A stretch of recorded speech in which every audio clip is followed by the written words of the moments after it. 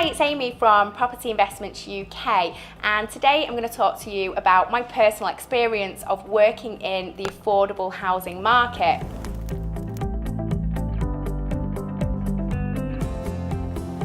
So working in social property investment for me is really something that's in my blood. I started out in the council when I was around 18 years old, and I spent about 8 years managing properties and tenancies with vulnerable people, homeless people, children leaving care, those who had learning disabilities and mental health issues.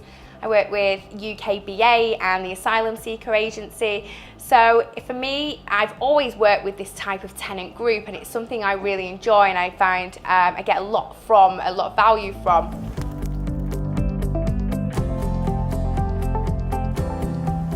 What's the biggest mistake I've ever made in social property investment? Well, that'd be easy, and it would be always down to choosing the wrong type of tenant. And this is a really important aspect of social property investment. If you get the wrong tenants, you're going to be in a nightmare, and that stands for any property investment. But particularly when you're working in this environment, you need to take particular care over who you're moving into your properties and who you're allowing to live with who, and how you're structuring those arrangements. So I can give you a little example of when I first started out and I felt really sorry for somebody, and I housed them when my gut feeling told me I shouldn't do, and that person ended up having a psychotic breakdown and caused a lot of pain and a lot of disruption within the house, and eventually had to be sectioned under the Mental Health Act. So it's important to remember when you're working under a social type property investment, we're not here to help everybody, and everybody can't be helped by us, unfortunately, however much we may want to. So it's really important to make sure that you are selecting the best type of tenants that are going to fit within that environment and are going to fit and work for you well too. The best way you can do this is by linking in with the partner agencies that we've talked about in previous videos, and you can work with non-profits or the local authority and housing associations, charities, and get advice and guidance from them as to the tenants you're choosing and the level of support that they need. And if you're ever in any doubt about who you're housing and you get a feeling that they're not quite right for you, then don't go with it, because there are plenty of other tenants out there that will be suitable for your needs.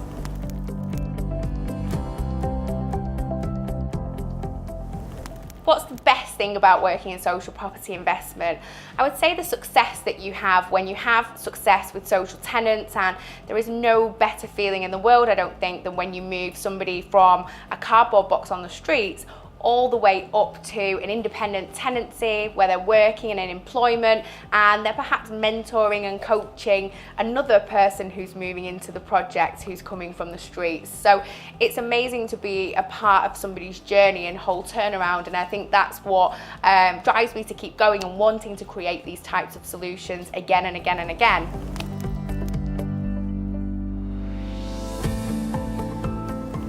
What would be my top tip for new social property investors would be to network.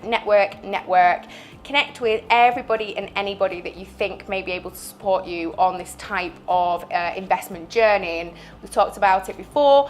Connect with the councils, connect with the charities, connect with the housing associations, and get all the support that you can, and really prepare and put a lot of thought process into the type of project you want to set up, the type of people you want to house, and also how much resources and help and assistance that you're prepared to offer, and be realistic about what you're able to achieve and who is going to be able to help you to achieve it too. Thank you for watching this video. If you like this content and you'd like to join our free online property training course, we've got a link for it on this page.